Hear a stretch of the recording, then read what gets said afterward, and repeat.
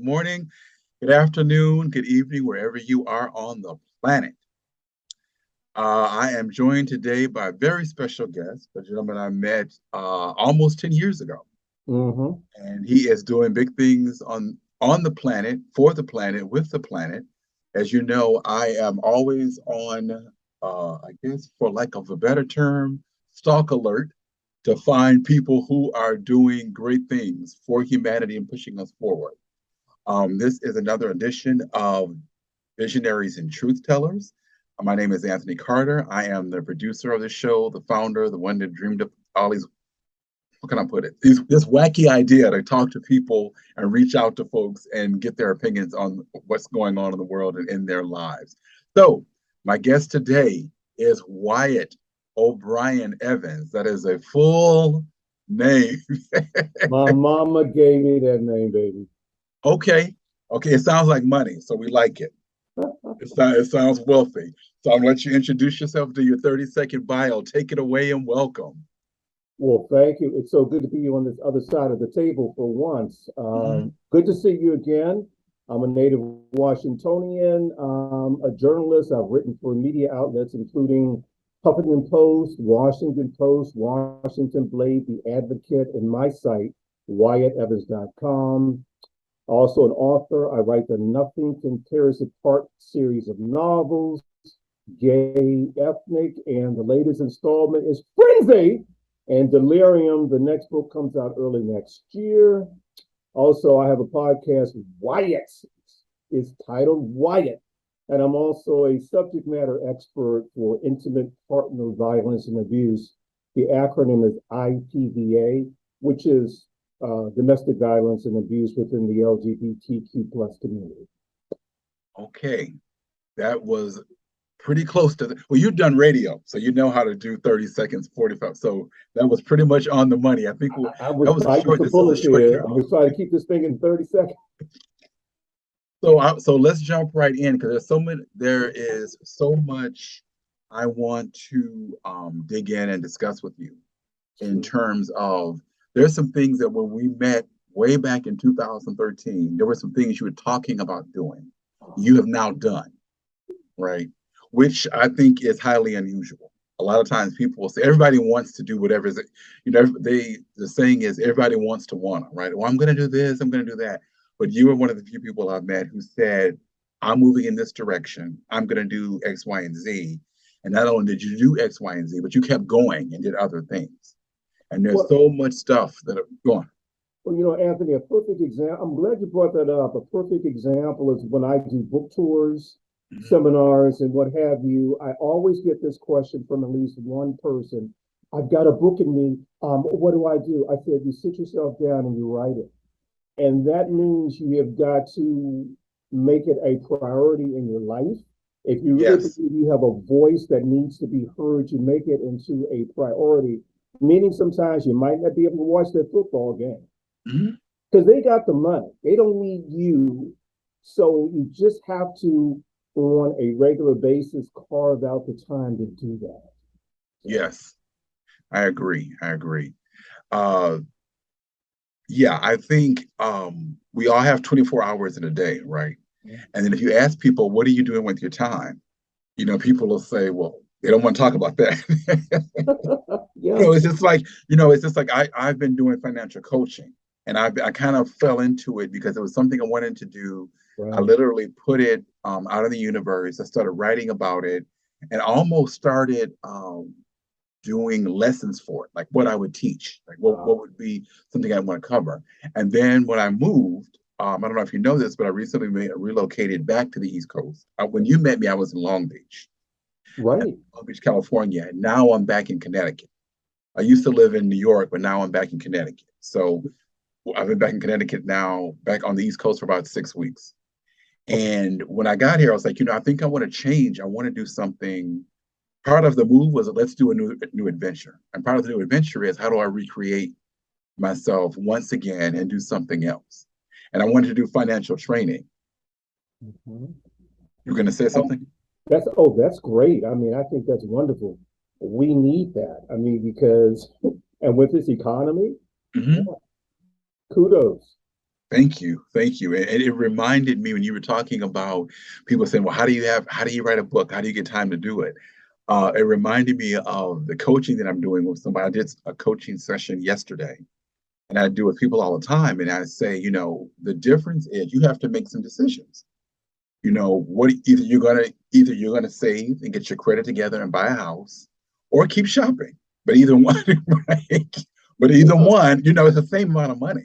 It just, it's gonna have to. It's something I'm gonna talk to you about later on in the interview about doing things that cost you. They're gonna cost you something. I think I heard you say that in an interview recently. But I want to talk about that. Like, yeah, it's gonna you. If you're doing A, that means you're not doing B. Exactly. Very simple. Very, very simple. So let's talk about that. So when you started writing, and I read your first book, I haven't gotten to the second one, and I did read the first one.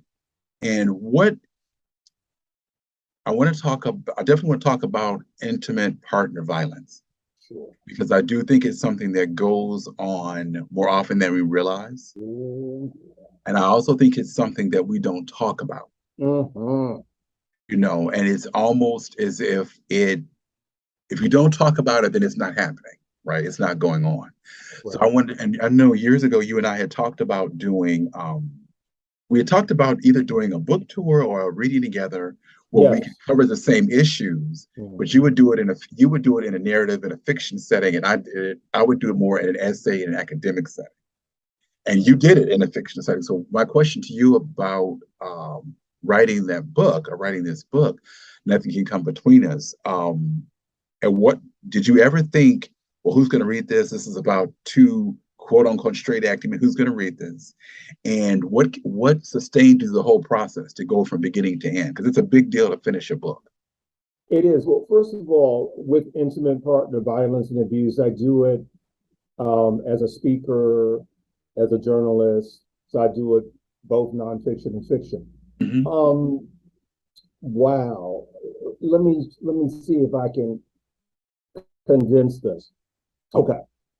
When I was growing up, I didn't have a father. My father died when I was very young. Mm-hmm. So I didn't have that regular male role model in the house.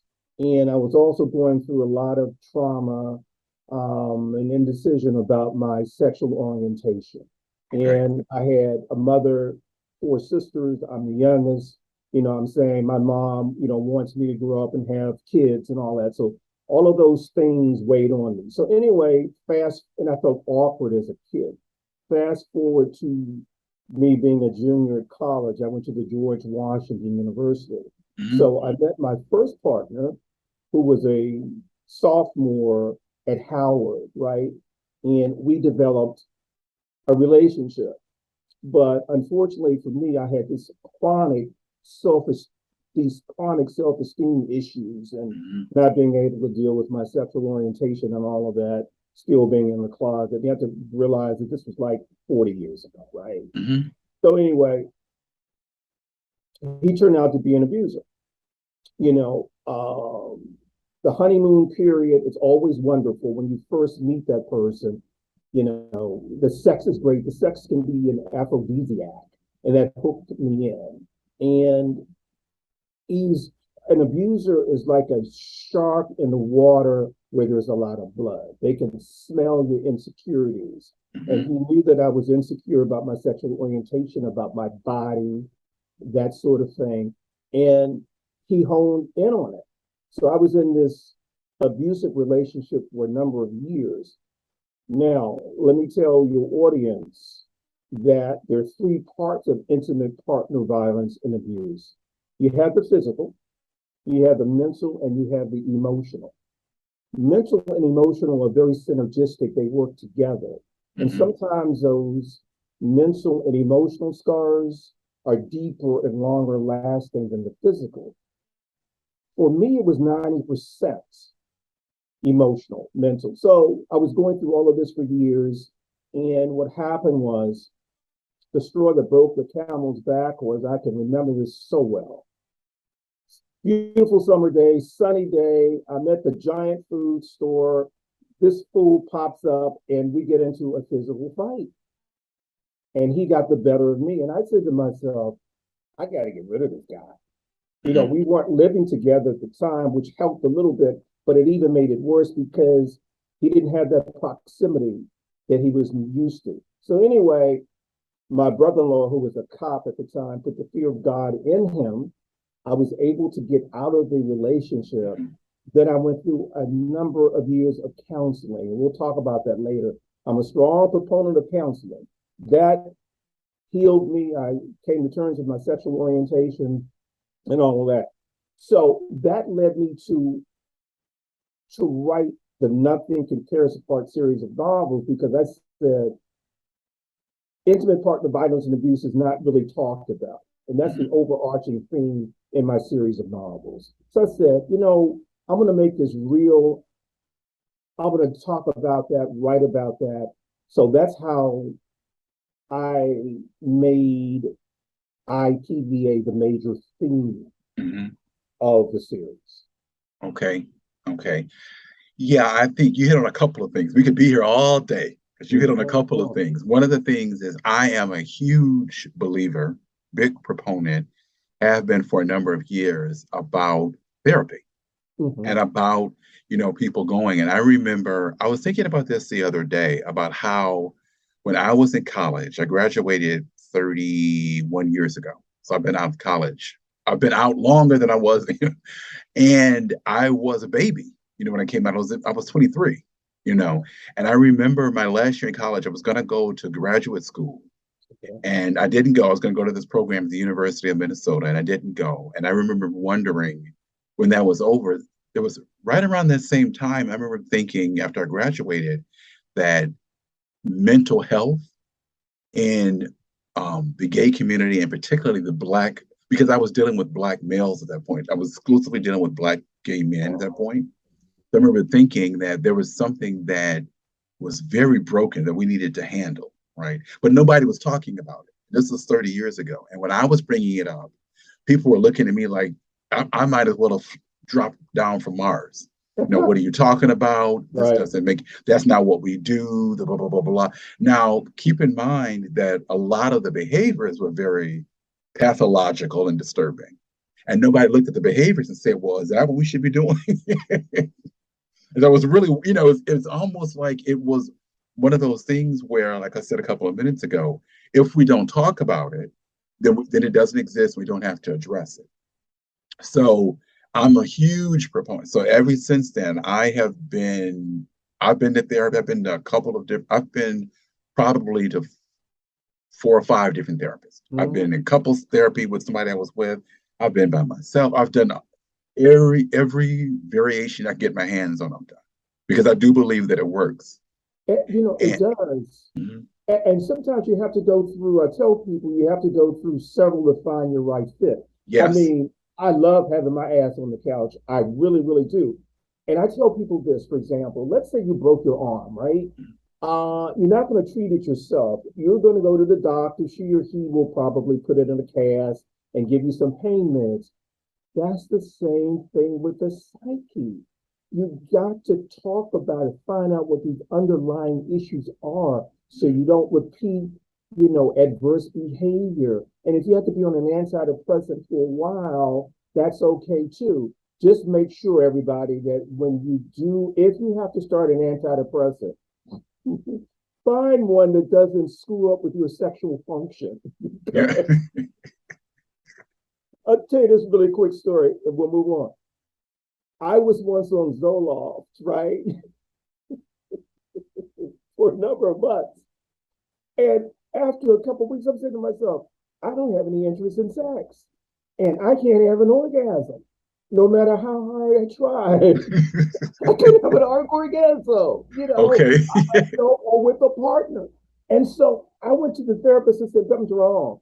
Oh, but I forgot to tell you that Zoloft might do this to you. So he put me on something else and everything worked out. But you got to see a therapist.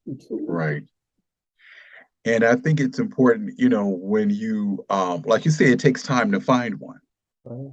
And it's also, just like you said, if you broke your arm, if you fell down, if you were sick, if you have COVID, right, you wouldn't heal yourself. you'd go you'd go pay somebody or take your insurance and you'd go get that handled. And to me, it's the same thing. It's just, it's like, you want to see them before you quote unquote need them. So it's almost like a preventative type of thing. So yeah, well, that's a whole other episode, Mr. And the last thing I'm going to say about it, and we'll move on, is that I remember talking to my mother about it about 30 years ago. It was a while ago, right? And she's come a long way since then. And she's, um, I was putting out, I remind people that she's older. She's from, the rural Oklahoma. So they're from these towns where, you don't discuss anything, right? You kind of keep going, and I remember she and I got into this heated discussion and I was saying, well, people should go to therapy. And she couldn't understand, like she had no concept of why you'd want to do that. Like, why would you do, and her whole concern was, well, are you talking about me? And I said, there's a whole bunch of stuff I can talk about that's not you. I said, you trust me, I got a whole litany of things. But what was funny about that to me, though, I remember saying at the end of the conversation that if you are Black, right, if you are a person of color, if you're a person who is marginalized, if you've been in America any amount of time, you need to go to see a therapist. At some point in your life, you need to go sit on somebody's couch. Because because you've been affected by things you don't even, that have so much become a part of the culture and so much a part of what we do and the way we interact, that you don't even recognize them as being off anymore. Right. So I think everybody at some point spends some time. I'm not saying make a lifetime of it, but I think everybody should spend some time, go in there, shake out those cobwebs, look around. You're not gonna like what you see because none of us do, but you'll make it out of it. Okay. So I totally agree, Anthony. Yeah. So really quickly about the intimate partner violence. Can you give us 2 or 3 tips, like something to watch out for? Or if you get in it, how quickly can you get out? How would you manage getting out of it? Yeah. So how do you just stay out of it? Or how do you get out of it when you're in it? Oh, first of all, let me tell your audience that if you go to WyattEvans.com, my website, I've got an extensive section on intimate partner violence and abuse with articles I've written, information, resources, what have you. But the bottom line is that it's all about control. It's that abuser wanting to control you, every aspect of your life. And you know that you're in an abusive relationship, Anthony, when you find yourself walking on eggshells around this person. You're afraid to have your own opinion. You're afraid of what he's going to do to you. I mean, the abuser can isolate you from family or friends, tell you what to wear, tell you when to get up, what to eat, the whole isolation from family and friends, the verbal abuse, the threats, all of that. So when you see that happening, that's when you need to make your great escape. And that's a phrase I've coined for my workshops. And in order to do that, you have to really believe you deserve to be the hell out of that, because nobody deserves to be physically, emotionally, mentally abused and victimized. Right. But you got to do it carefully. You must carefully plan your exit strategy. And you got to tell people that you trust, because the most potent weapon in an abuser's arsenal is silence. When nobody knows what's going on, he or she's going to continue to do whatever the hell he or she wants to do. So you got to carefully plan it. I mean, in the beginning, when I was in the first throes of my abusive relationship, he would call me 24/7, where are you, whatever. My self-esteem was so shot, I said, oh, he loves me. He loves me so much that he wants to know where I am 24/7. No, wants to make sure I'm okay. That is control. He wants to control everything you say, everything you do. And then there's a whole thing about, you have to wear this type of clothing. See, if it were me today, I would say, look, take me down to Gucci and I'll tell you what to buy. You know what I'm saying? We ain't talking Macy's, we talking Gucci. Listen, you want to control what I wear? Okay, well, let's go down to these high-end shops like Gucci. Let's And really do this. Yes. yes, let's really do this. So I'm trying to inject a little humor into a very serious situation, but when you see those signs, that's when you need to run. But you got to do it in a very methodical way. You've got to plan it. You got to plan it because sometimes there's something called when you leave the situation, it's called separation abuse, and that can be sometimes the most dangerous part of the relationship because again, he doesn't have proximity to you anymore, and he can't stand it. So you got to really plan it. And be sure to go to WyattEvans.com. I've got a whole section that will help you. Okay. Well, think that is pivotal. I think it's super important. I know that, yeah, the isolation is always the number. To me, isolation and a lot of the secrets are like the double header. You know, when you find people that keep secrets, or you find people that well, here's another one. When you find people that can't get along with anybody, it's like something's wrong with you. Like you don't like no, you can't get along with anybody, right? Or you find somebody who doesn't have any long-term relationship. Like no, like they don't have a friendship that's older than a year or two. And it's like, that's weird. That's a neon flag. A neon flag. Yes. I'm so glad Yes. you brought that up. Because I've known people like that. And I'm like, and then you start thinking, well, wait a minute. If you don't like if you can't get along with anybody and I'm here, well, what is going on here? Maybe there's something to it. Maybe there's a reason about nobody wants to be bothered with you. So that's a dead giveaway. So really quick to wrap this up. I want to talk about I know you talk a little bit about your connection with the National Trauma Right. Organization. Thank you for bringing that out. It's the National Trauma Education Board, and we are a national network of professionals who deal with trauma in all of its forms. Okay. And basically, the board is twofold. I'm the LGBTQ chair of the National Trauma Education and Policy Board. And the mission is twofold to increase awareness around all forms of trauma and Mm-hmm. also to effect policy to help, to help it better for people. What we're doing now is we're working on this major event in Washington, D.C. It's like an outreach awareness. We're trying to get members of Congress involved as well. And we've got some people, some Congress people that have signed on. I really can't talk about it much, but I think that if we pull this off, it really will help the community. So Okay. I'm really excited about that. Okay. Well, let's speak it into existence when you pull it off. Not if, but when. Yes, thank you. When you pull it off. There you Okay. go. Your days as a stand-up comedian. Yeah, I mean, that's a whole nother world too.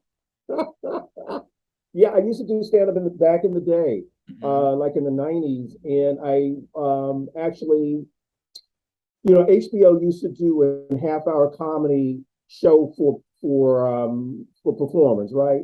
So Mm-hmm. I was there in North Carolina, in Raleigh, I believe, trying out for them for for the championship. Unfortunately, I only made the second cut. It was difficult because we had to make folks laugh in 5 minutes, which is not easy to do. 5 minutes is something else.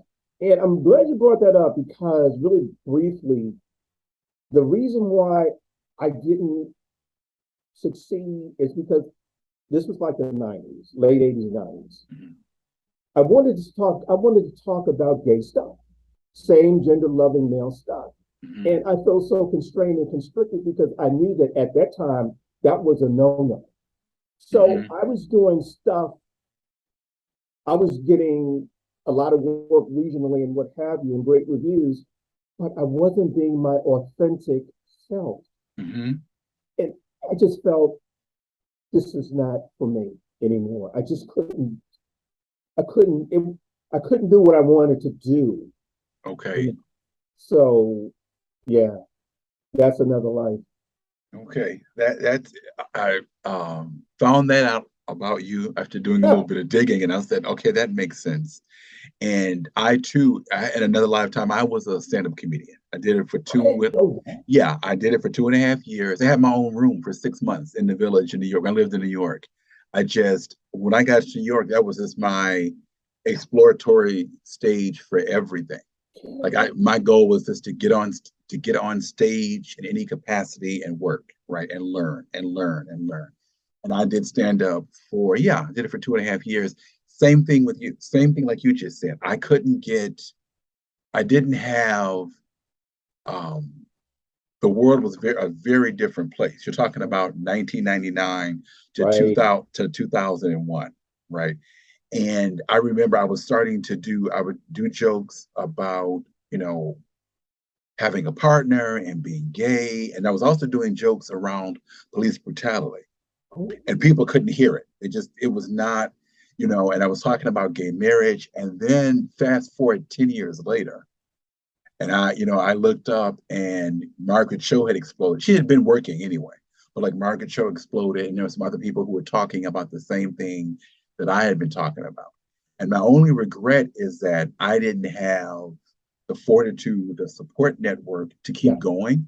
If I had stayed with it, but what I've learned over the years, I don't know how old you are, but I'm now 54. What I've learned over the years is that typically as artists, we're very appreciative or whatever it is when you know something is coming down the pike. Right? So Right. you see it before the world sees. Like this is where we're headed, right? And what I've learned over the years is it's the trick is to stay on your path and keep going, even though nobody can see what you see, Right. and to get some people around you like, yeah, keep going. But I didn't know to gather the forces, like circle the wagons and say, I need support while I'm talking about these things and nobody's talking about it as of yet. And then now everybody's talking about it. And it's like, whoa, it's like if I had just waited, Right. Yeah, you know what? I know what you mean. I'm a little older than you are, and I totally get it. With my Wyatt podcast, if you notice, I inject strategic humor into it as well. mm-hmm, I've made my podcast arguably it's unique because I deal with topical issues. I'll have activists, actors, entertainers, politicians, porn stars, because that's all part of the gay, same gender loving experience. But I also inject that humor in there as well. And I just, I attribute that to my comedic roots because those will never die, you mm-hmm. know. And I think by injecting that strategically, and cleverly, it really makes the podcast fuller, more energetic, just livelier. Yes, yes, I agree. And once you've done stand up, you Mhm. understand because I was watching your some of your podcasts today, and I was watching your stuff and watching you in interviews, right? And I can see, I was like, oh, okay, you can tell that you've done things live and been on stage where you're constantly reading the room, right? To figure out where to speed up, where to slow down, where to pause, and let people catch up to wherever your mind is going. And it's kind of like, oh, that's what that looks like. And anybody who's done stand up or improv, if you Right. that's a good tool for learning the same thing, for Improv, right? listening to basically going wherever, not trying to direct a conversation, but letting things go or letting things come up organically, and then say, okay, well, I'm gonna ride that wave until it's time to. Yeah. So And yes, you're absolutely right because sometimes the unscripted stuff is a bigger, better wave than what you had already prepared to say or to ask. that leads me to a question. Have you ever taught? Have you ever like taught in a classroom or done workshops? Yeah, writing Okay. workshops, definitely. Okay. Many years ago, I did a comedy workshop as well. Um, and actually, New York City used to have something called I don't know if they still do, the Comedy Institute, where it's like a 2-month course Hmm. and you graduate from it. And I did that as well. So I took stuff I learned from there and I taught a comedy course many, many years ago. But yeah, I teach like how to write a novel, how to just write in general, Okay. that sort of thing. Okay. Because I look at stand-up comedy, improv, teaching, because I've done all of them. To me, they're very related in that you might come in as a teacher with a plan, right? You don't just come in and say, "What do you want to learn today?" You come in with a lesson plan and objectives, and you've worked on it. And a good teacher, a wise teacher, will come in and say, "We were going to do X, Y, and Z, but today we're not really. You guys aren't really ready to do that, or this is a more interesting way to get to this over here." And I'll keep this in my back pocket. I'll use it later. So nothing is wasted, but you also don't force something to happen that's just not in the cards that day to happen. So that's what I was asking that. Smart. Yeah. You're absolutely right. Yes. All right, my friend. Okay. Let's see. I have some questions I want to ask at the end. The kind of Oh, rapid fire. There's a uh-oh. bunch of questions that I stole from the great Viola Davis. Oh So I'm God. not. You're killing me, I was like, those Connor. are good. They're coming out. Not yet. I'll let you know. I'll give you. I'll let you know this is coming. Okay. So tell me about. You talked about your writing. You talked about your books. Right. Um, what was your vision when you got ready to launch your pop podcast / radio show? Are they the same thing or they're two different things? Yeah, same thing. This is Okay. the third iteration, Okay. actually. I had some years before the Woe Show for Wyatt O'Brien, Hmm. and also Wyatt Man Cave. And then I just dropped off because I was doing some other things. So I decided to come back with it. But I really planned it very meticulously. And the mission of the show is to to show all aspects of SGL gay life. Like I said, from politics, Hmm. entertainment, all of that, all of that. I just thought that was really very important. I wanted to inject some humor into it as well. And the mission is to, I want to make, I want to tell the story of the guest. Okay. I want the audience to know that guest full-bodied story. And it's not a gotcha show. Right. I heard that. Yeah, I heard that in one of your interviews. Right. I hate those kinds of shows. I Hmm. want to tell your story authentically, clearly. I want to do that. And I want to, and I hate some interviewers who step on the guest's words. They're so busy talking and talking and talking, they don't give the guest the opportunity, the space to tell their own story. So that's what the Wyatt show is all about. And I launched it in 2020, November 2020. It's doing extremely well, thank Hmm. God. And oh, another thing I want to do, I want to show a variety of guests, Hmm. you know, a variety of guests, because we all come from different walks of life. Okay. Right. Well, let me see. Let me heap some praise on you. I meant to do it at the beginning, and I want to make sure that I do not forget this. I'm So very, very proud of you for the work that you've done and you'll continue to do. I always like it, and I'm always very proud of people who are actually doing the work, right? And are moving things, right? And what I mean by that, I really like it when, and I'm always very impressed when people start on one station in life, and then they say, well, let me see if I can do this over here, and then they add that, and then they add the next thing.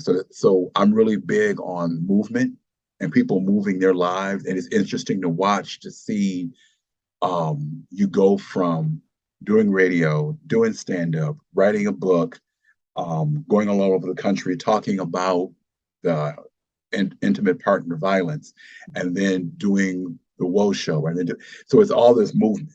So I'm very happy that you're doing that. I'm very proud that you're doing that.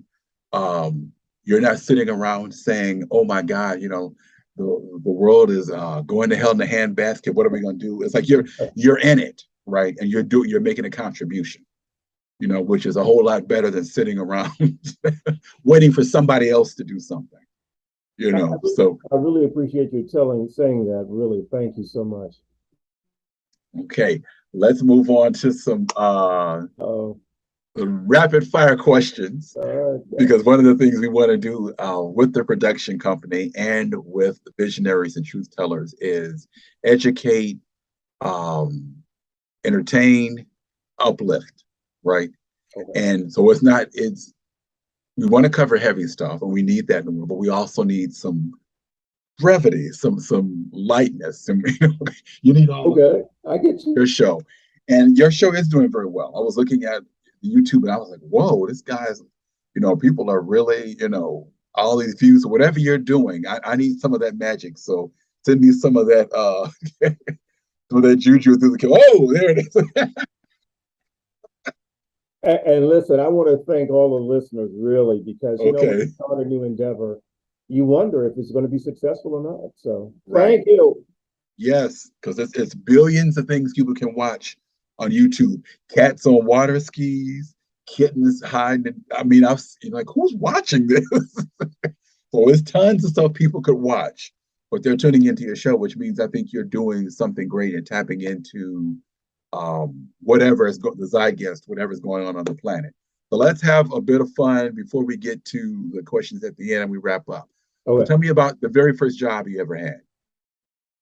The very first job I have ever had was I was a clerk, and I can't remember the name of the company. It was a shoe manufacturer. I was a clerk, and I didn't get along with the boss. He didn't like me. I think he could pick up that I was gay, and that didn't. It was for the summer. It was not a very pleasant experience. Okay. Okay.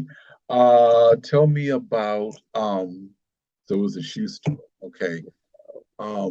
Let's talk very quickly about I'll say that for the end.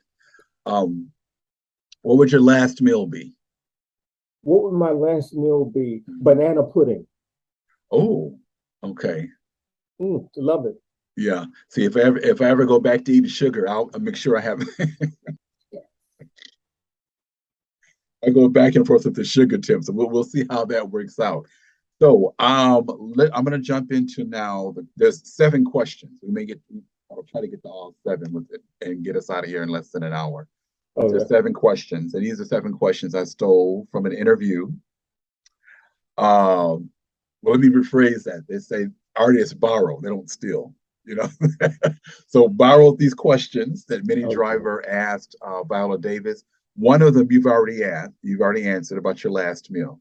The other ones, let's just go through the other ones really quickly. So the first one would be, what relationship, real or fictionalized, epitomizes love to you? Oh God. Oh Lord. Probably my relationship with my mother. Okay, She had to be father and mother, and we just had a strong, strong bond. And she really understood where I was coming from. okay. So one with your mom. Okay. Um, what characteristic do you least like about yourself? I'm sorry, repeat that. What characteristic do you least like about yourself? Oh God. I'm perfect. Don't say What are you talking about? that. I'm perfect. Uh when people when people say they're going to respond back and they don't. Okay. I hate that because see, good business means that you respond back. I mean, don't you hate it when you send an email to somebody, for example, with an important issue, whatever, and they don't Yes. respond back or they take too long to do so? I don't Because they like don't think it's important. but but that's not good Or it's business. not as important to them as it is to you. Yeah, I don't like it. Okay. So what characteristic about you do you least like? So if you're looking at people not responding to you, what characteristics? So what would you call that? This way. I can be, I can sometimes be impatient. Impatience. Okay. Yeah, with people when I think they're not doing everything they need to do to succeed, that Okay. I get impatient with that. Okay. Yeah, I do. Got it. Okay. What question would you most like answered? Uh, when am I gonna make $10 million? Okay. Okay. What person, place, or experience uh most altered your life? Wow. I think the whole IPVA thing Okay. did because it forced me to get the help I needed to become the full person that I am today. The Got person it. that who was totally comfortable with the sexual orientation and other issues. So yeah, I, Okay. Okay.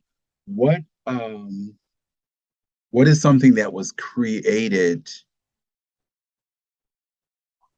Let me rephrase that.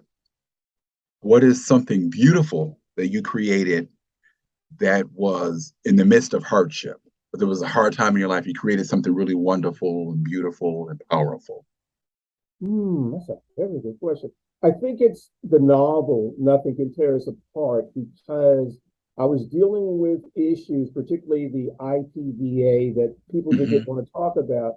And I noticed that when I wrote the first one, Rage, I got a lot of positive reviews, and people would say to me, "You know what? This happened to me. I Hmm. know that it happened. I know it happened to other people. You brought it to the forefront. You dragged the elephant. You dragged it out of the closet. Okay. Talked about the elephant in the room." Okay. When were you the most happiest in your life? Oh wow! Or when were you the happiest, not most happiest? When were you the happiest in your life?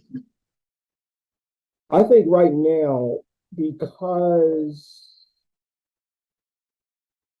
I've gone through some things that have made me understand myself even better. I'm working on this new novel, Delirium.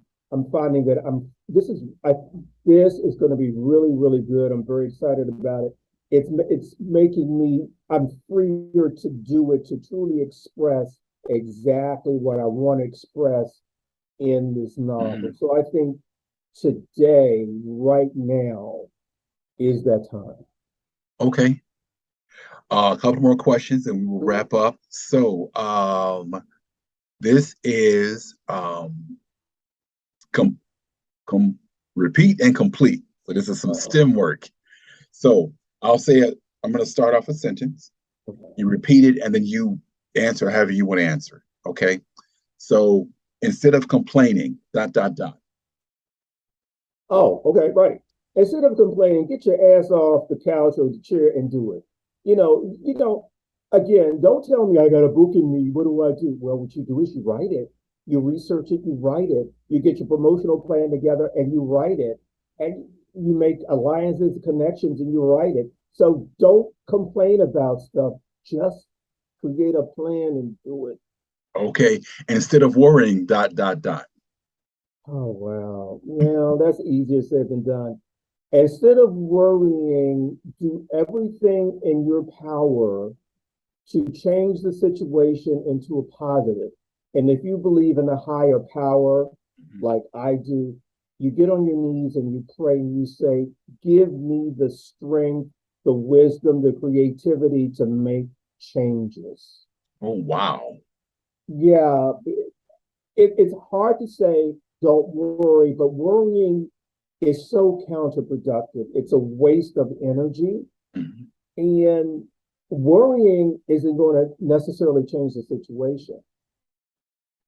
Effectuating positive change will change the situation, if that makes any sense. Yes, it does. Yes. And you should get that on a bumper sticker. That definitely makes sense. Because most of us worry and hand wring, and it's like, okay, that's not going to change anything. Okay, so I will wrap it up here. But before we do so, here's my last question for you. Okay. What is one question I didn't ask you that you wish I had asked? Wow. Actually, I can't, seriously, I can't think of anything. You really covered it well.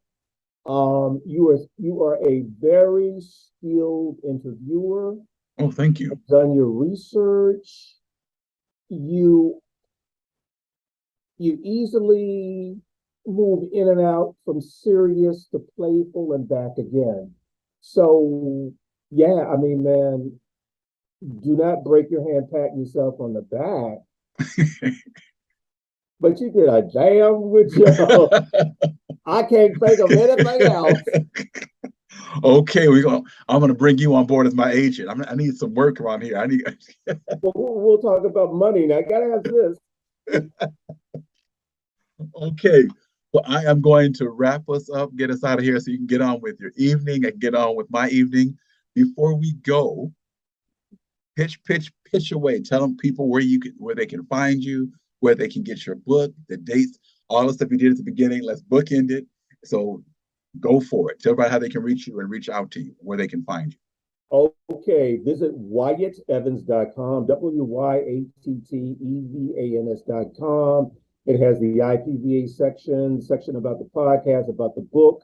You can email me at WyattOnAir@gmail.com. I'm on Instagram at sir.WyattOfficial, Twitter at MISTERWOE, Mr. Woe, Facebook.com/Wyatt O'Brien Evans. Okay, folks, you heard it here. Thank you, Mr. Evans. It was a great interview. It was great talking to you. Finally getting caught up a decade later, but we did it. We did it. We made it happen. I will talk to you very soon. Mr. Carter, thank you for the opportunity. I greatly appreciate it. All right. Have a great evening.